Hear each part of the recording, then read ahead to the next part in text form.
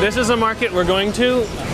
Walking in, I really highly suggest you just hold the camera down by your side like it's off. They're very strict about no camera policy. It's so busy. A lot of the parts are remanufactured, recycled. Some are new, some are fake. Replacement batteries and screens for Samsung tablets, backings for Samsung tablets. And then you see back over there, see those big chests of safes over there? All cash. If you want to buy cases for your iPhone to sell like new, you can buy empty boxes. These are just empty boxes they're selling. So this woman is selling iPhone 5Cs. Those are not new, but authentic. They're used and recycled. Another guy here swapping out parts casually. All the tools you need to repair phones, like the vacuum chambers, the wire cutters to remove the screens, jigs to like hold everything in place and align up the screens, the incessant cracking of packing tape. That's a sign of a deal closed. And then you pop out here in a suburbia. Welcome to the suburbs. Oh my gosh, I love Shenzhen. You can't talk bad about Shenzhen. Shenzhen started from a fishing village. From 300,000 to 10 million. 14 million. 20 million. No cities in the history of human civilization as we know was able to do this. 深圳为什么成功？就是要拓荒，就是要突破这种盘根错节的束缚，进行改革开放。 Shenzhen is creating more millionaires than any other cities in China. I mean, they can do everything. It's the factory of the world. People don't understand this. It could be Europe, US, anywhere else. You're about 9 months behind us when it comes to technology, and that's just a fact.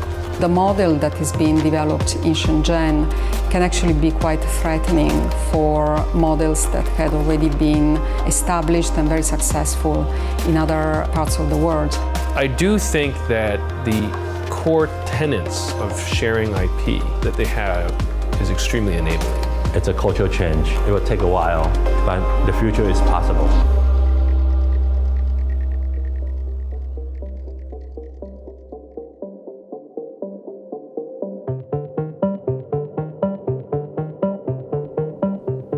It's not that Silicon Valley got divorced from technology. They're very much about technology. They just kept moving up the stack. And the key thing that drove that, in my opinion, was Moore's Law. Moore's Law is named after Gordon Moore, who was one of the founders of Intel. And in like 1960s, he came out with a paper. He predicted that every 2 years, I believe it was, the number of components you could fit in the same piece of silicon would double. And so in 1 year, you could fit 10 transistors in here. 2 years later, it would be like 20, then 40. A decade on, you're talking about like millions and then billions. Imagine you have a printer and you're printing pages and you want to be more efficient. Well, you go from a 12-point font to a 6-point font, fitting twice as many characters on one page, and you're getting twice as much information out of your printer all in one go. And that's literally all Moore's Law has been, is reducing the font size of circuits. In the 70s and 80s, there were many failed research attempts to build parallel computers, right? Computers that were like, you know, the Cray machines and the thinking machines, 60,000 processors, and scale up. And what you found was that if you spent more than 2 years of research time to try and double the performance of your computer, it was by far cheaper just to sit back and wait and let guys like Intel just move Moore's Law ahead and buy the next fastest processor. And so what you found was that actually being in hardware wasn't profitable. And so what really sold products back in the day was features. Well, one of the things you can do with Windows 98 is similar to the web. You can navigate on your hard drive using the backwards and forwards buttons just like you would on the web. The first generation of Windows that would come out and a new generation would be so slow, it'd be completely unusable. And then 2 years later, like, oh, it's actually kind of okay. And then 4 years later, it's like zipping along. It's not because Microsoft made it faster. The computers got faster for free. And so people were able to now not have to worry about writing detailed stuff in C code. They could use high-level languages. They're able to use like web pages, and then JavaScript comes along. And with all of that sort of fervor going on and people chasing that innovation, there was no value in soldering parts. There really wasn't. In 1983, worldwide sales of personal computers increased 76%. But last year, the increase was only 19%. And this year, analysts predict that sales growth will slow to about 4%. Losses among the two largest home computer makers through June of this year surpassed $600 million. And that building of stuff had to go to an economy where people were paid a lot less. And what you see is now that Silicon Valley, the whole tech ecosystem is sort of like driven as far as the road goes, and now Moore's Law sort of is ending or ended, and the car is still kind of gliding off the cliff, right? But there's no more road underneath it. and they're like, like computers just aren't getting that much faster anymore. And so now you're seeing people going through a phase of optimization, which is great. But at the same time, people are like, okay, well, how do we differentiate my product, right? Like optimization sucks. That's not a great business model. Because now we have supercomputers in our pocket. Now the question is, what do we do with it, right? And what does that thing in my pocket not already do? And so people are realizing there's niche markets for hardware. We need to have a small accessory. You're gonna have like my Fitbit, all these little things, my little digital locks, my smart homes, my sensor networks, the IoT sort of stuff coming up. And they say, great, we need to figure out how to build this. And now they're coming back to this ecosystem and being like, oh, you guys know how to solder. We forgot about that. That's really good. Can you help us build these things?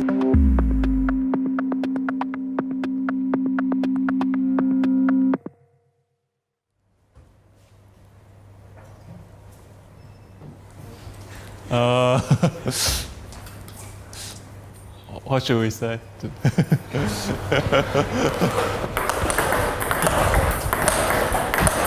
When I was 18, the first time I go to US, I use a trash can and like wood, vacuum cleaner, build the very first ping pong robot. You want a robot that's just like you, but slightly better, so you always feel challenged. I dropped out from university after first year of college. I decided to go for this path. And it's really nice to be in HAX because HAX is the best educator and help you grow. HAX is a hardware accelerator, the world's first hardware accelerator. We take teams that come in with a proven technology and a prototype and help them to get ready for market launch. We provide $100,000. We help them with electrical engineering, design for manufacture, industrial design, mechanical engineering, their market strategy, how they're going to launch. And for that we take 9% equity in the startups. I'm Thomas, co-founder of Rovenso, and at Rovenso we make big robots. We use a kind of spatial joystick. It's usually used in surgery, these things. It's a force feedback joystick. The market that we target is the one of nuclear decommissioning. And what you can see here is a small version of a robot. And now at HAX we are building the very big version. So you can compare the wheel size, that will be something quite huge. The bigger version of the robot will transport a robotic arm to automate some of the part of the decommissioning work. Shenzhen's, as everybody now knows, the hardware capital of the world, right? So this has been our home ever since the start. The reason we come here and take the teams here is because of the ecosystem around, which helps them to build products really fast, and from initial concept all the way up to final product release into the market. Neura is a headphone company. We're making the world's first tunable headphones. They work out how you hear and provide the perfect music for you.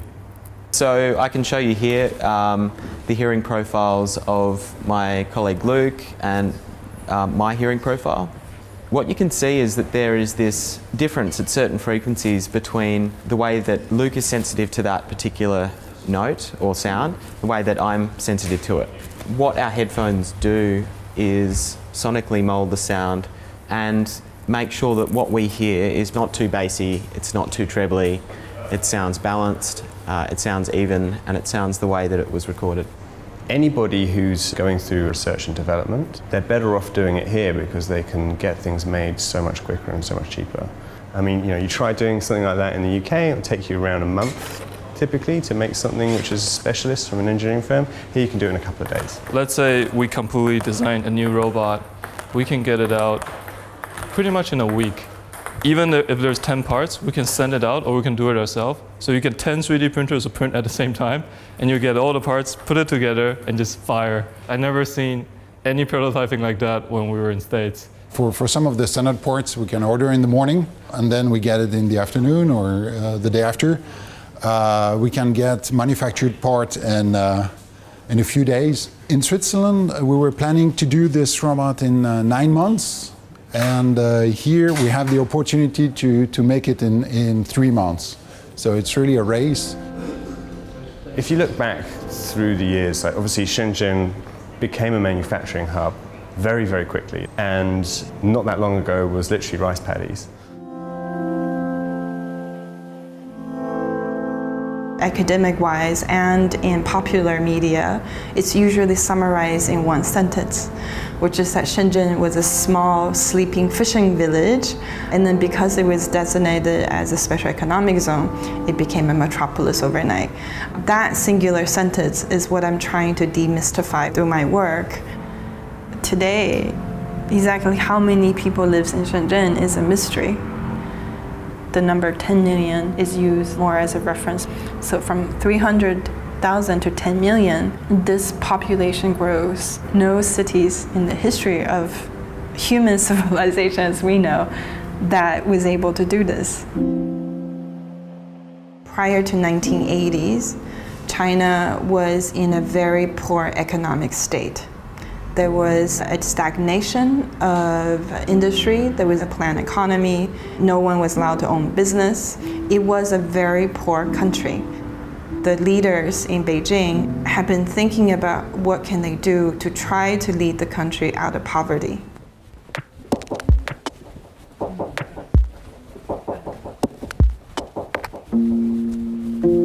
当时的这个整个的大陆这边的经济受这种极左思想的束缚，整个经济陷入这种困顿状态。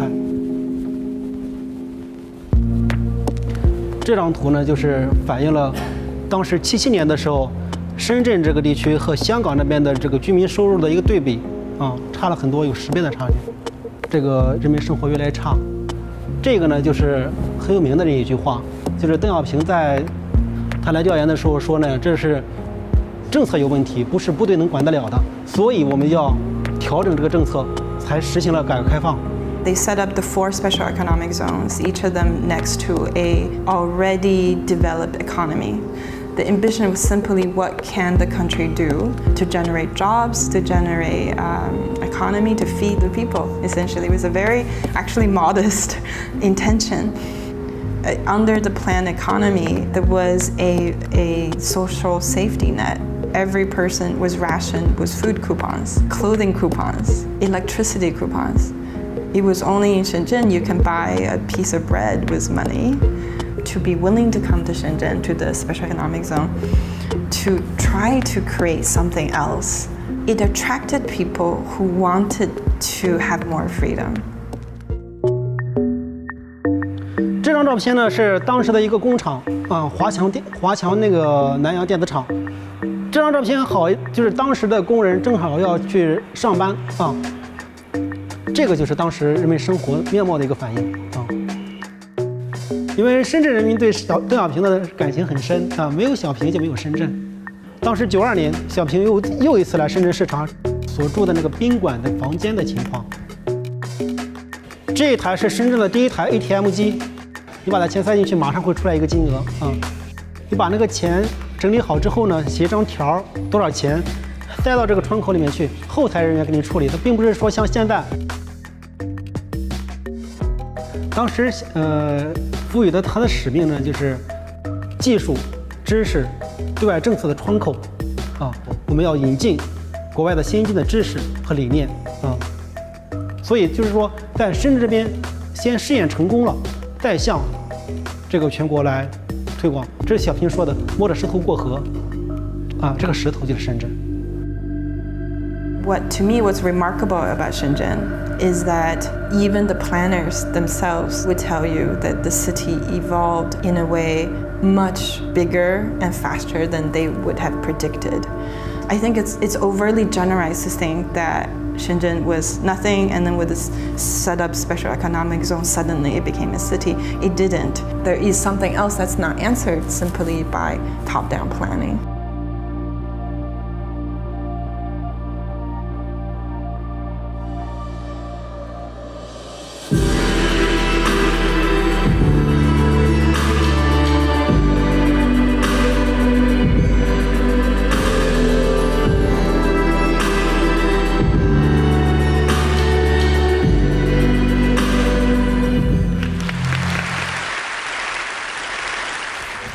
Yes, so good morning. Thank you all for joining me in a discussion about innovation that is happening right here in China. We're investing with you, the developer community.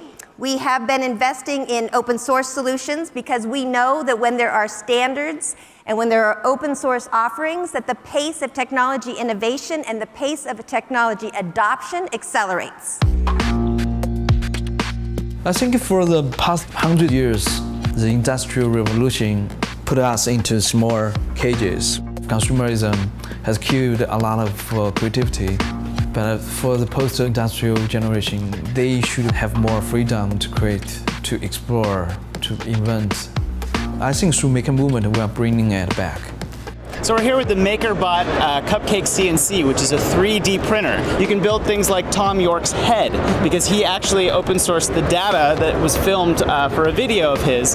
Now what's also interesting about this whole scenario is that there's a whole thriving community of users who are taking these to build all kinds of different objects. They're sharing the objects online, and additionally they're sharing information on how to build and improve upon the design. Everything is completely open sourced, the software is open source, the hardware is open source. I just can't wait to see what people come up with.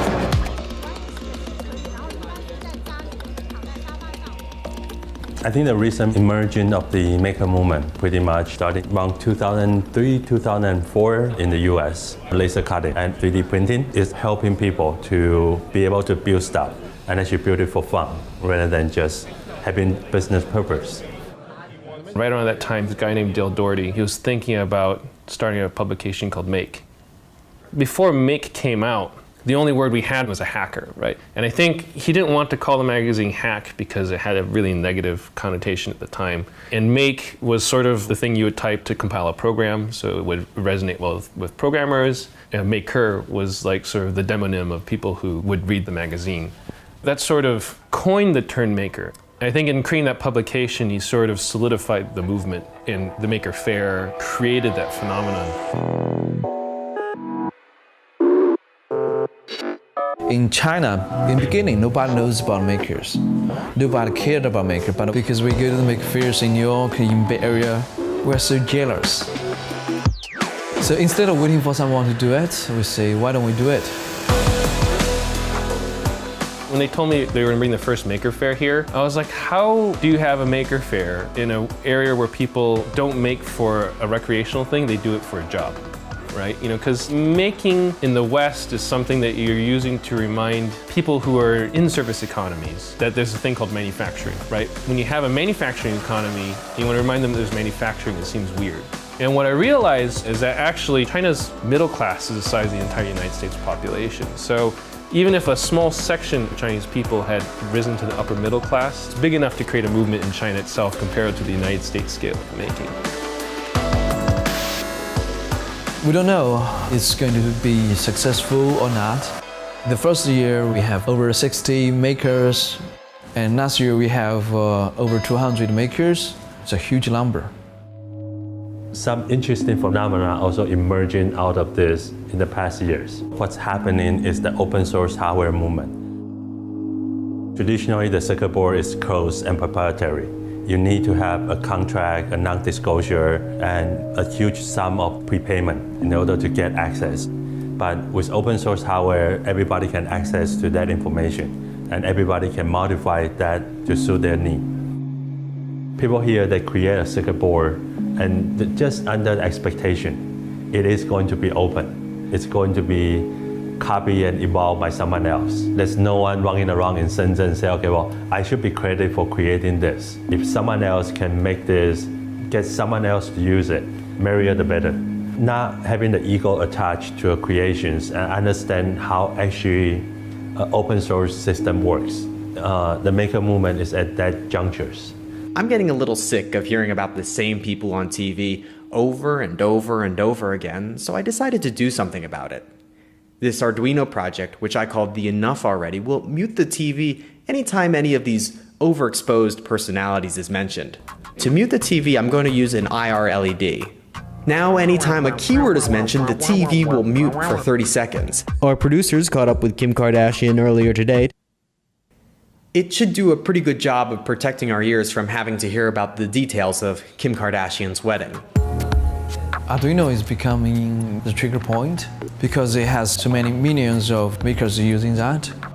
This is a prototype he's trying to make, a robotic arm for the people who have Parkinson's diseases. We want to make a spoon like this, and if you just shake here, and it's stable. If we come to Shenzhen like 10 years ago, 20 years ago, it will be very difficult for a maker to tap into the resources. But now you have so many resources. It's in the middle of a reforming. So the big company, especially the silicon providers like Intel, like Atmel, like TI, they look at that, oh, we have new customers. We have new possibility for new future applications of our technologies. So they make their own controller board, like Edison, like Curie. So they want to tap into the early stage of the development of the applications. Now this board is based on the Intel technology. It's a tiny dual-core computer system. It has Wi-Fi, Bluetooth, and it runs a Linux operating system on it. I think part of the reason Intel's having to sort of turn that way, they know their roadmap as well as anyone else does. They kind of define Moore's law, and they saw the bridge go out from underneath them before anyone else did. They've managed to drive technology like this, and then the other foundries like TSMC and UMC have always trailed behind, but now they're slowing down, everyone's catching up. They're like, oh God, we're looking for air and trying to find a place to move. And so they've struggled to keep up with the phenomenon they created. They haven't made headway into mobile, and those are the most ubiquitous computer today. They're missing out on a huge market opportunity. And so to the extent that they're trying to figure out how to adapt their innovation model to something more flexible, and so they really want to make sure the Intel brand is in front of the youth to make sure that they remember that Intel is actually like a thing that they want to design with later on, and not just, you know, something out of reach. We have tried to introduce it to 9 years old. This thing is a little bit difficult, but it's acceptable. You do not need to write any boring code. In a smart node, you can just drag and drop and link them together. What they're doing is they're learning how to code on a computer, translate that into hardware, and they'll build a project on our laser cutter or our 3D printer for something to accept a stimulus, light, motion, or sound, and then output some result. Last year, one kid built a key reminder for his mom so that when she left the house, a motion sensor would pick up her movement and say, hey, don't forget the key. And it's kind of funny to hear that an 8-year-old will know whether he wants to be doing mechanical circuits or just a purely software experience. So that's entry level, and then we give them more systematic introductions how to build up the skills. Off you go, you can use the makerspace to create whatever you want. You are genius, you are young inventors. I've seen some great examples of open source hardware being used to actually make a difference and create a better world. The difficulty is monetizing that, because I do believe that business solves a lot of the world's problems, and people need to be able to make money. If you're providing value to the world, which is making the world a better place, then there should be compensation for that.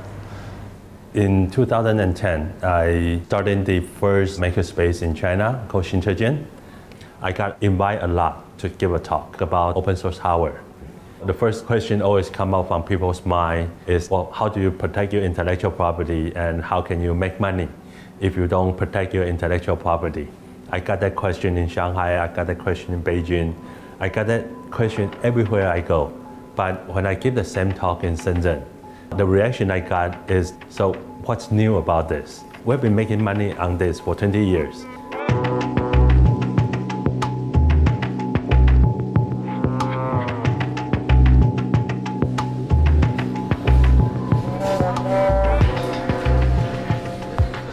这个地方是全球最大的元器件的集散地，这里总共1楼、2楼现在有800多家，将近900家的，全是做 IC 的。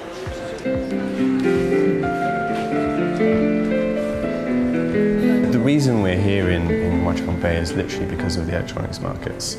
You know, it's a fantastic resource of all different possible components and different devices which can kind of be Frankenstein together to make prototypes by the teams. It's a source of inspiration.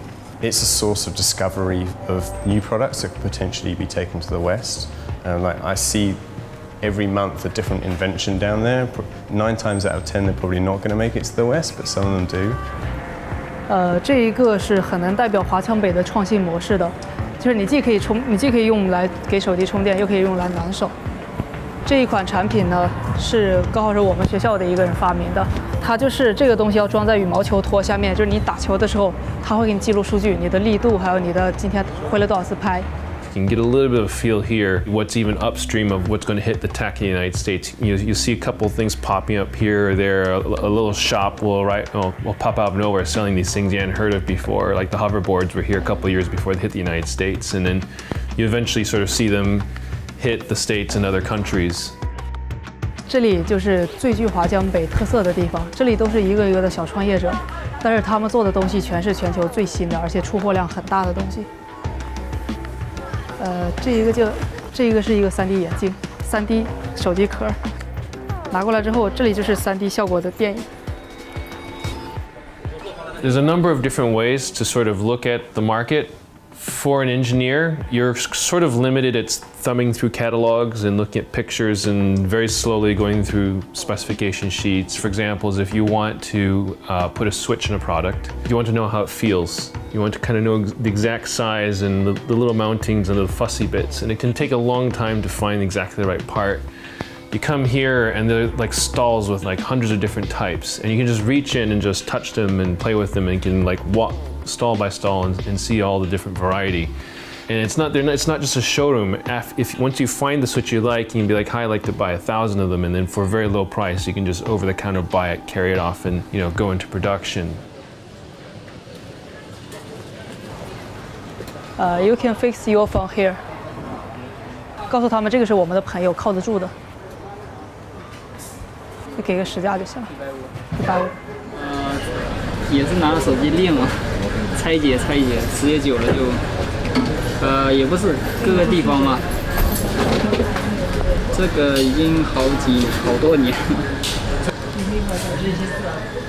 It's got a huge amount of acquired knowledge and skills. There's electrical engineers there who solder up 50 PCBs for you in record time. You can go down there and piece together different components to make a new mobile phone.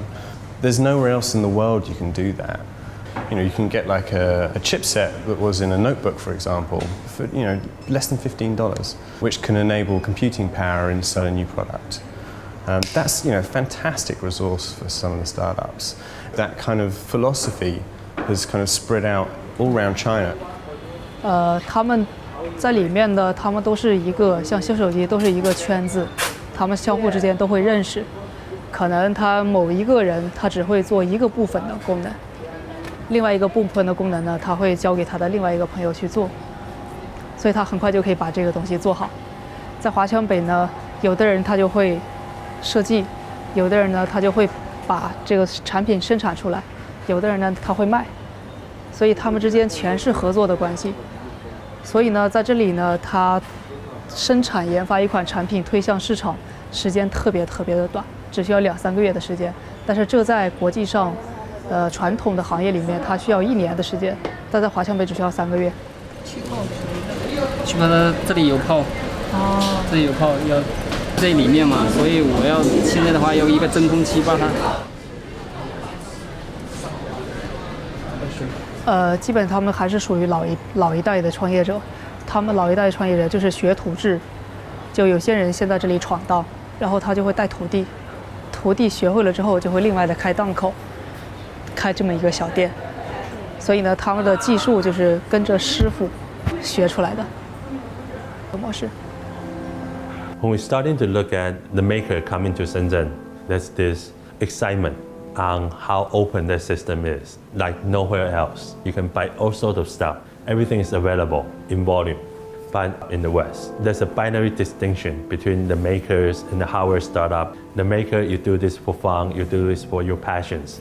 But when you're starting to make this into a business, you should forget about sharing, you should forget about all this open stuff and focusing on the business. But in here, there's very little differentiations between I want to make this for fun and I want to make this for profit. There's no binary division of the mindset of makers versus startup.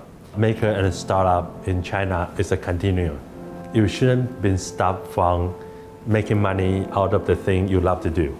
And you should not be forced to choose between open and proprietary just because you want to become a business. Right now it's just in the West, we haven't seen an open source hardware system working. 这个是苹果的 logo， 是这里自己做的，但是做的和真的是一模一样的。然后呢，后面的文字，这些文字旁边也可以做的完全一模一样。激光打图。对，其实更恐怖的是 ，iPhone 还没有在大陆出现，这里已经有了一笔完全的高仿了，就一模一样的。但是其实它的质量也不差，就是它一模一样的。iPhone 是7000多是吧？但其实呢，在1:1的纯高仿只要1000块。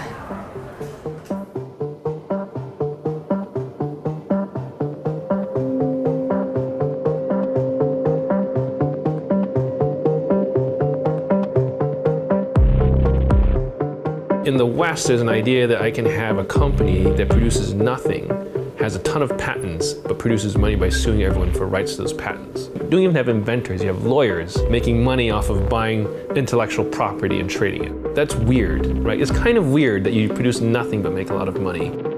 The idea that you can take an idea in a world that's this big and say exactly one person owns the right to it globally, like Apple has the right to the phone with rounded rectangles. They're the only people who can produce that. Really? Like, seriously? This is the world we're going to live in? Like, we just give people monopolies through the IP system for 20 years for stupid ideas because they were first to file. That made sense back in the day when there were fewer people, less innovators, a less connected world. Now we have like this network of people where like we're empowered to do our things and we can almost trade our creativity. And China's ecosystem is this network ecosystem of an idea for an idea. Like let's trade. You know, you realize your place in the ecosystem is I need other people around me. You can't be a dick to like all the other guys around you just because you have the patent monopoly on this thing. Someday you're going to be on the bottom side of the chain and you're going to need other people's help. And so you build networks of collaborations with people by sharing in this open source philosophy.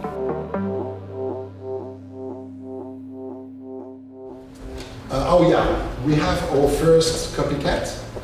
Well, that's not copycat. Let's say it's a fan. The guy reverse engineered from the video you've seen, published the plan of the of 3D models. You can download and print your own one. What we want to do is we want to print it. All the hardware companies that come in here, of course, we encourage them to patent all of their technology. But we don't expect them to fight anybody who's copying them. We expect them to be moving much faster than anybody who's copying them and coming up with the next thing the whole time and building a brand. And then eventually those patents may get used when they get into a patent trade-off. That's the use of the patents, not to stop people copying you. The way to stop people copying you is to make whatever they're copying irrelevant because you've come up with something much better. A huge barrier, I think, to small companies in the United States is like the patent system and the copyrights and just like left and right, it's just legal challenges, and you spend a huge portion of your money on lawyers and IP filings and all that sort of stuff. It's a drag. It really is. If you want to be making stuff, you want to be actually working with people and sharing ideas openly and getting things going. Hi, I'm Shen Shen. I like to invent things. This one is called a solar wave. You control speed by the linear. This is my latest invention. It's called hover tracks. Yeah, the hoverboard story is a very interesting example of somebody in America who came up with the intellectual property and then spent a long time fighting manufacturers who were actually creating something which was similar. That's a great example of a case where I would have encouraged somebody not to start like fighting around IP protection. It's better just to build a brand around a really great product. Make sure that you've got, you know, the leading product in the area. This is really the first time we have a technology product which become widely popular, which become a cultural icon, but we don't have a name for it. It just emerged. More people come in, evolve it, tweak it, evolve it, tweak it. Eventually it will get to a form which will go viral. This is kind of point to the future of how things could happen. So in Huaqiangbei, you still find Shanghai, there are basically fakes, there are reproductions of established brands. I'll give you an example because this is a contemporary sort of Shanghai smartwatch running on an Android system. The reproductions were really the items that were sought after by people who could not afford the real thing.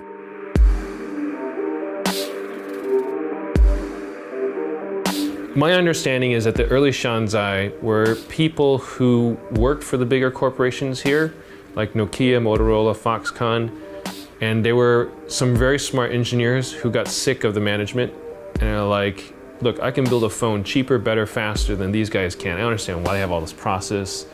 I can make it for half the price if we just cut the fat. And they would quit, talk to their friends, who they knew were all these upstream suppliers, and they would get together parts and they would build, what were effectively, copycat phones. The key innovations, they're able to do it at much, much lower cost. Just, learning how to walk before they could run, essentially. The most similar things to the ideas of Sanzai in the West is the idea of Robin Hood. They try to empower the poor with the latest advancement in technology. Sanzai and the maker movement and the startups, they are very alike. They are very much share the same spirit. Even though they are not from big company, they feel powerful. When they talk about people who left the factories and copied a phone, well, that was kind of like the open source stuff that wasn't open source. They just sort of like, oh, the schematics are on the desk. I will conveniently help myself to them, make a photocopy, and then leave the factory with them, right? Was that stealing or was that open source, right? In the West, it's called theft, right? Out here, it's called sharing. This is one of the devices that was a haul from the market. And you can see it has a number of markings on it. This one was the higher grade version. It was 70, 80 bucks US. But when you power it on, you see that it's running a very well-skinned flavor of Android. Iconography is actually pretty good. And then the great thing is this one sports 2 SIM cards, a replaceable memory card, and a replaceable battery, and it comes with 2 batteries, which is actually a feature that many local people really want to have. They're unhappy about A, having no memory card slot, and B, having not a replaceable battery. The companies were able to access very easily the 2 basic components that you need to make a phone. One is the Gumban, which is basically a printed circuit board, and the other one is the Gummo, which is basically the shell. So there were companies specializing in making Gumban and Gummo that had slots for those printed circuit boards that were very easily accessible by companies. People from the West who are used to sort of month-long development cycles, I'm like, how did they do this? This is amazing. This capability came out of nowhere overnight, but actually it's been honed over a decade or 2 out of those roots of people, coming out of the big factories and figuring this all out themselves. Shanghai is something that is still going on now, but it is a very small percentage of what is produced in the market. There is a very strong emerging middle class in China that has the purchase power to afford original items that may be more expensive than the reproductions. It is not possible to target new markets just with imitating the established brands. There is a limit to what can be achieved in that sense. Once they kind of got in a position where they could now build a copy of a phone pretty well, they could now start innovating. They'll take an Android phone and an iPhone and mash them together and come up with this weird thing that is pretty cool and is different in some way. If you go in the market in Huaqiangbei, you will find there are many people distributing this type of advertisements for companies that are called white brand companies. They will make it for you, assembling various different components, and then you can add your own brand, your own name, or whatever you want, and distribute it as your own item. Yeah, these are all white label ideas. It's an empty sample, and all of these are different empty samples. So they can go ahead and build it for you on the spot and then order, however many you want. And later on, you can actually ask them to go ahead and put your graphic on the front, for example, or maybe, these logos over here. In the West, our kind of philosophy is, we come up with something really fantastically new that nobody's done before, become the market leader, and we're really successful. The Chinese mentality is slightly different. They look at something that's already on the market, and then they create a much better version of it much quicker. It's not copying, it's evolution of product, which becomes much better than what was out there before. We grabbed another one on the market there. Looks like a smartwatch, but you'll notice that it only has a single button, and the graphics are made for children. So this is a phone plus GPS module that you can use to sort of report a kid's location. If the kid is in trouble, they can dial their parents. You can see it has like SOS call features. I would bet that probably 80 to 90% of the design material in here is borrowed from other vendors who used these previously in other smartwatch designs. But people are sharing the IP. The guy who probably shared the IP to them was someone who could sell them chips or motherboards or circuit boards. And so there was some factory backing up that sharing process. They want people to use these things. And that lets these guys try. Like there's many models of this. In fact, when we were buying this, the woman next to us was asking for these and then left it on the table. She said, this one's too thick. Let's go find one that's thinner than this one over here. They probably have less features or less battery life or whatever it is, but the market here can build these different variants and service it because of the phenomenal ecosystem.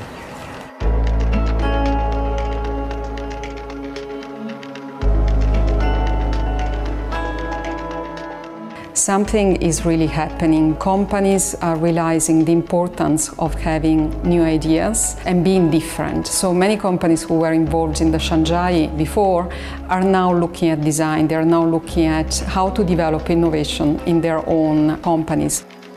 The model that is being developed in Shenzhen can actually be quite threatening in other parts of the world.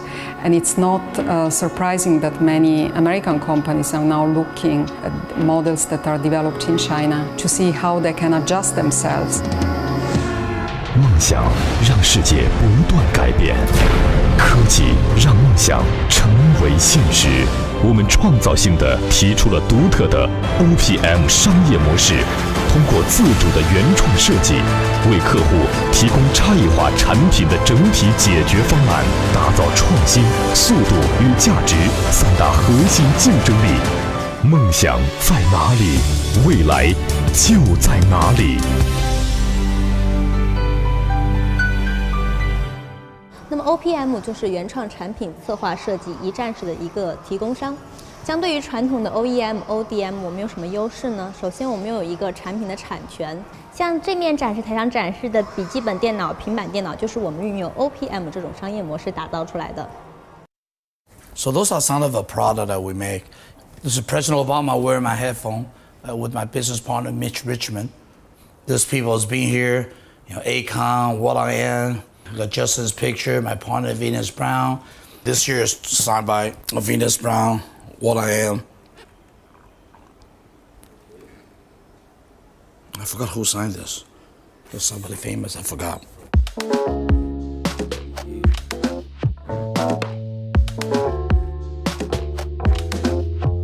This is my office. Hi. And that's something I can't live without is my cigar. Like, I can't do shit without my cigar. Sorry, I just cussed. We are not your traditional, like a manufacturer, right? Which is, give me a product to manufacture. We manufacture stuff like a Monster and all that. A Harman Kardon, Creative, Altec Lancy, JBL, all the biggest in the industry. We actually dominate anywhere between 8 to 12% of the US market on the audio side. But what we're doing so different is we have our own design house. We're able to create some really cool, incredible product. So here's like design house, some inspiration about what we can do. We have like some instruments, 3D printing, rapid prototyping. This team is designing some characters in 3D. This is a game. It's interactive learning. In China, a lot of factories are very traditional. So this is also very a new model. The CEO, he tried to break this model, and since 2005, they are producing now for 45 brands, mostly international and mostly in US. 通过过这个时光隧道呢，我们就来到了未来2030年的一个智慧之家。首先我们看到的是未来的一个智慧冰箱，并且可以看到冰箱里内容物的一个营养价值、产地、生产日期，保障食物的安全。同时呢，当冰箱里食材储存不足的情况下呢，我们直接可以通过下单购买这么一个形式。You know, most people don't realize that there's at least 26% of the technology from Silicon Valley actually come from Shenzhen. So what they do is they hire kind of like a headhunter, so to speak, because there's so much innovation. We are about minimum of 8 months to a year advanced when it comes to technology. For example, we have this incredible bed. You can sleep on there. And the moment you wake up in the morning, it'll give you stats, how many times you roll over, how much sleep, how much rest you have. And then also can read your blood pressure, can kind of tell you if you have any problem to be identified. And this is technology existing already today, and we've done this almost 2 years ago. 那么我们的未来洗漱镜，它会根据人脸识别技术，识别出我们喜欢哪一类的新闻，并且它还会给我们进行一个个人日程的提醒，以及一个温度的提醒，提醒我们每天应该怎么样穿衣服。We say like 25% of innovation created in Shenzhen are buy by the American. They buy it, they go to US, and then they sell it here 100 times more expensive. China feel a little bit bored, I think, about this business model. We made it here, but all the credit is for somebody else. 叮咚叮咚，深圳天气。深圳今天白天到夜间阵雨，温度28摄氏度至23摄氏度。叮咚叮咚，持续风向。暂停播放。已暂停。His name is 叮咚。Everybody is looking for the Chinese startup, made in China. Want the proof to show to the world, like, look, we innovate. We have a lot of opportunity here. I think our focus should be, let's create a quality product. And you could be proud and say this is made in China. So if you can just focus on that new technology, to focus on a branding and to focus on the quality, and I think within the next 5 years, people have different perspective of made in China. I think that will happen.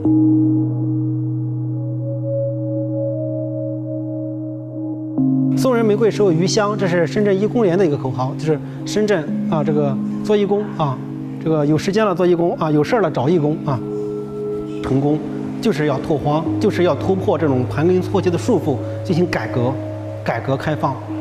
所以刚开始的时候，深圳的工业这个档次和水平是比较低的，这是刚开始办工业。经过了20多年的发展呢，深圳逐渐的面临了这种土地、资源、人口和环境方面的这个叫前有追兵啊，这个前有标兵后有追兵啊这种形势，深圳被抛弃了。而深圳怎样才能继续引领经济发展呢？创新。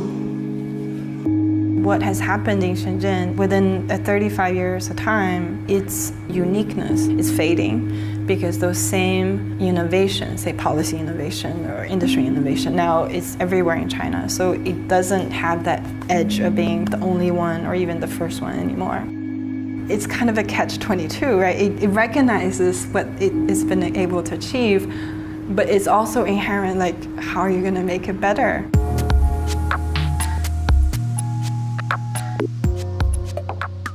People who come to Shenzhen get older, and as the experience grows, they start to develop something new rather than manufacturing.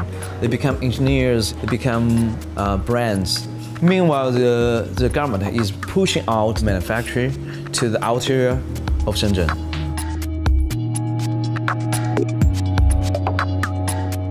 这个其实就是一台 PC， 然后的话，直接的话通过它接上显示器或者接上电视机，然后你的电视机、显示器就变成一台电脑了。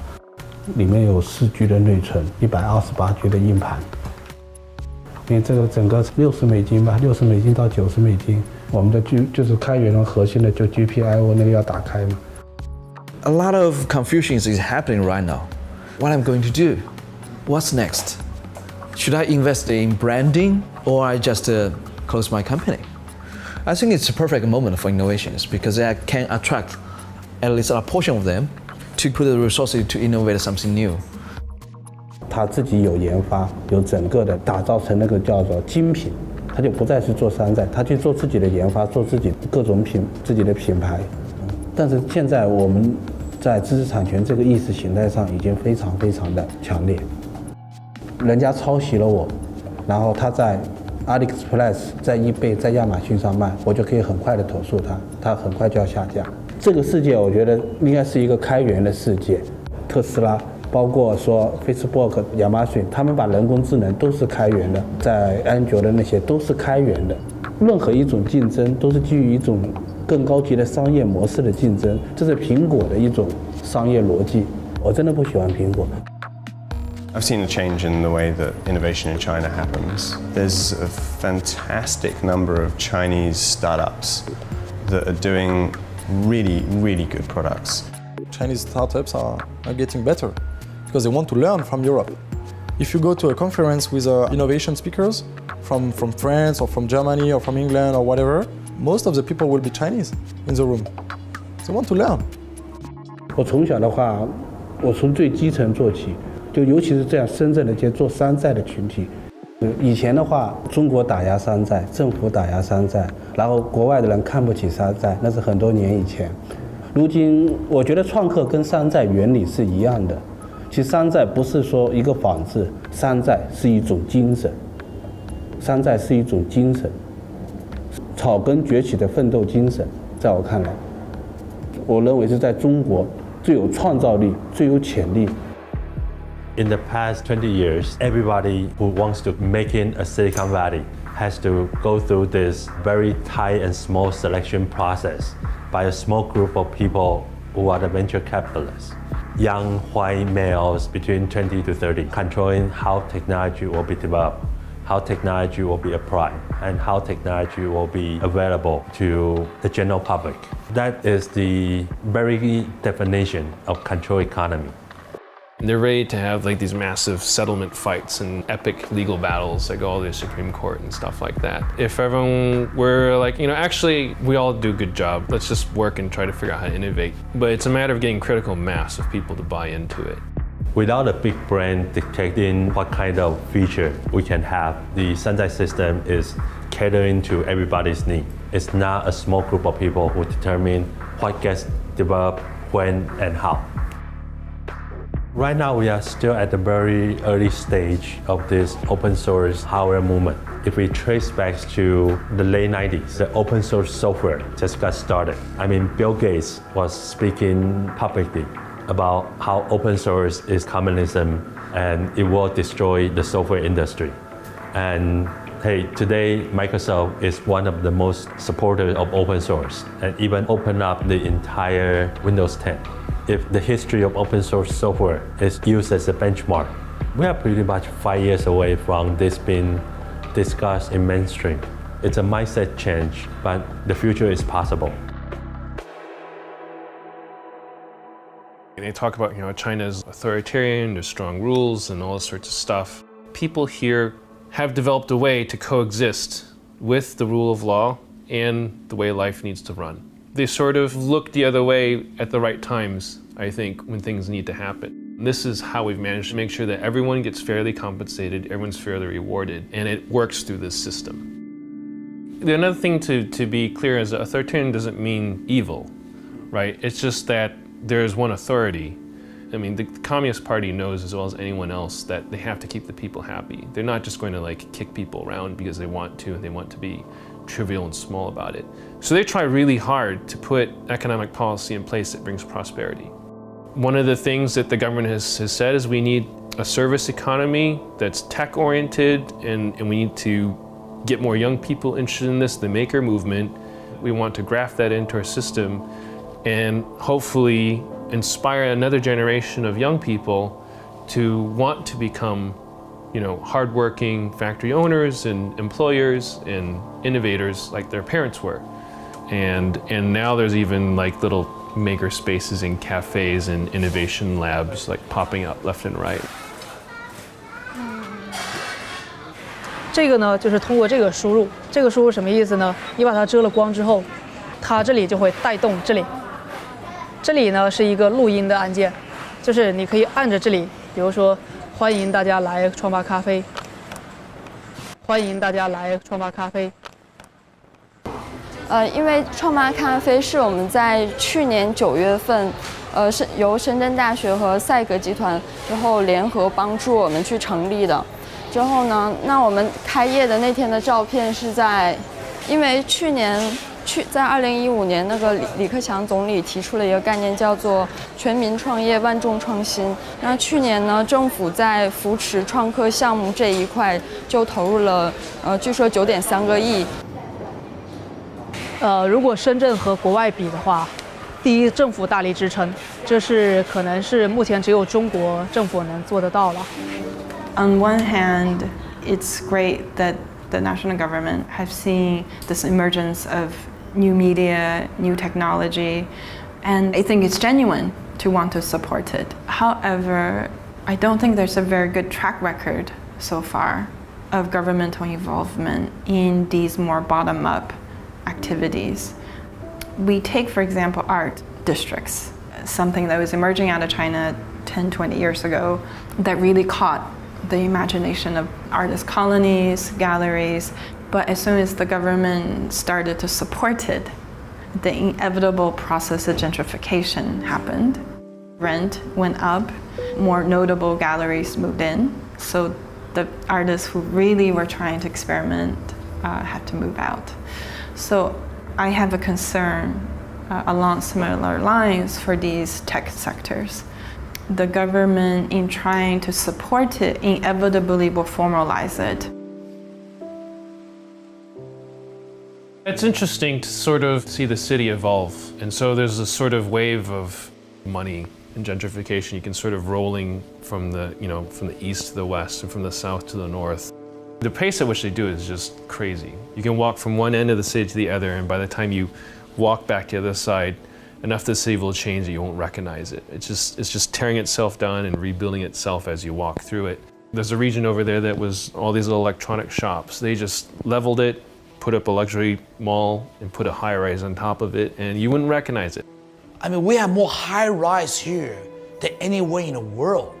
I mean, honestly, if you walk around Shenzhen right now, we have over 278 buildings being built, up to 74. I travel all over the world. And when you look at everyone else, like, hey, we are the fastest growing, society around the industry today, and that's just a fact. In China, there is a general lack of awareness of the negative ramifications of gentrification. Just as, in the 60s, no one in New York thought that was a bad thing. The reason why the city has embraced this notion of new technology is trying to reinvent itself. My concern is that in this reinvention, it wants to very quickly rid of its even immediate past. A city that really struggled, really was dependent on a lot of things the government couldn't provide. Things happened by chance, accidentally. A lot of it was bottom up. In fact, there was not one fishing village, there were 2,000.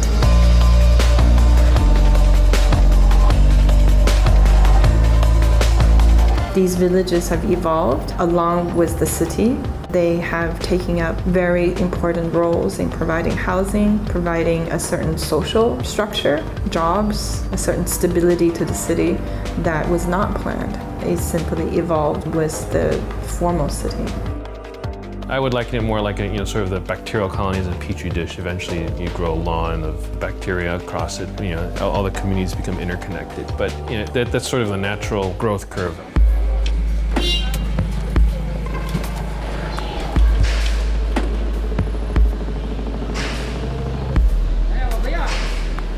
We are in Baishizhou, which is one of the more than 300 urban villages in Shenzhen. And here, no matter what, you don't need to go anywhere and you can find everything here. That's the amazing part of this. It provides everything you need for a community. When the government designated Shenzhen as a special economic zone, they left patches of land for the villagers themselves to build homes. This is the boundary line between the city and the urban village. This side is urban owned and this is urban village owned. These urban villages are also breeding ground for a lot of innovation. You can change the structure, you can change the facade, you can spill your workshop into the alleyways. The whole neighborhood was built in this kind of bottom-up way. Shenzhen really represents a new modern image. It's a modern city, it's a new city. The urban villages are complete opposites to that image. The mayor's office declared the necessity to rid the cancers of the society. In those words, Baishizhou is going to be redeveloped this month, actually, April 2016. So this is how fast 150,000 people who lives here needs to be relocated. There's some rumors that the market here is eventually going to have to be displaced because as things gentrify, the rent on the shops are going to go up to the point where they can't sustain selling these small parts and whatnot. Just across the street, there's much more urban village going on. That's where we're headed to. And I can't say if it's for better or for worse, but it's definitely, things are changing. And so you transition straight out of the market into, urban village area like this. Personally, I have a bias and I hope that it never goes away because I enjoy it so much and it's such a valuable resource to me. You'll see big districts where people are taking phones and tearing them apart and then another area putting them together into another phone. A lot of sort of recycling and upcycling going on. So you can see down there's a person there with what looks like a pile of trash, but if you look closely, it's just that they're going through mobile phones and stripping out parts from them. It's like shucking corn almost. We'll just take a quick walk through one of these informal areas. This guy is selling iPhone recycled parts. He actually has big bundles of motherboards that they've pulled out of phones that were previously thrown away, and then what they do is they take out the motherboards and they take the chips off and they eventually find their way back down the market. I mean, you can get your roast pig's feet and then iPhone cases. This market itself plays a kind of a critical part in the ecosystem in terms of being able to move goods around. If one factory did a build and they had some excess and they want to get rid of it, a lot of it will come through this market and get recycled through the system. This one's straight from a factory floor. You can see that the motherboards are even still in the carrier. So this one was one that didn't even pass out of Apple, fully fabricated, and it found its way into scrap heap here. Well, people will go ahead and you can already see they pulled off some ICs for recycling and reprocessing into fixing phones and so forth. And here is these here are blank motherboards. And the interesting thing about this, you see no solder on it at all. They still have a gold color, which means that there's been no processing of the board at all. It's straight virgin boards from the facility. So you're gonna move on, we're getting a crowd. I can get plenty of useful stuff for a fraction of the price that you would have to, even in the markets, on the main street. That's the stuff that's going away. But those guys will innovate no matter what. They innovated despite the government, right? They'll be there, they'll keep walking, and they may have cut a path that looked interesting, and that path is now being paved into the road. They'll cut another path. You've never had a fox run over by a steamroller when they're putting a road over a forest. The fox knows how to move away, right? It can run and find another place. And as long as there's continues to be green fields for these people to go to, I think things will be okay. And demilitarizing the Western IP ecosystem would be great, right? I think that's something we can do, right? But it's just as hard as bringing us back from the brink of the Cold War.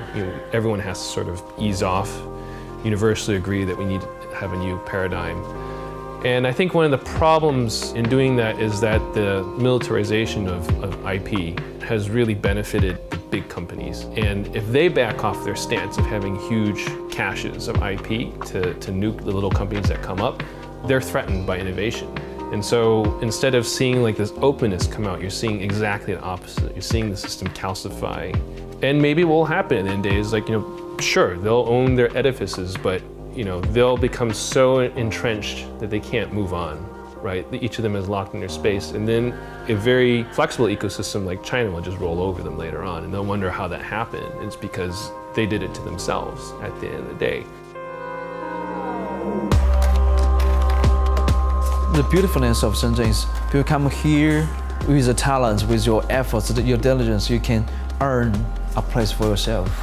The makers, the hardware startup, the Internet of Things, producing hardware, they all converge here in Shenzhen.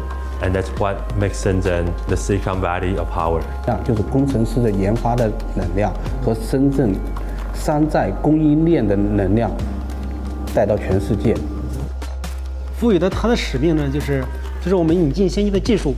深圳进入了这样一个新的这个历史阶段，有一个新的历史使命，就是有中国梦这样一个阶段啊。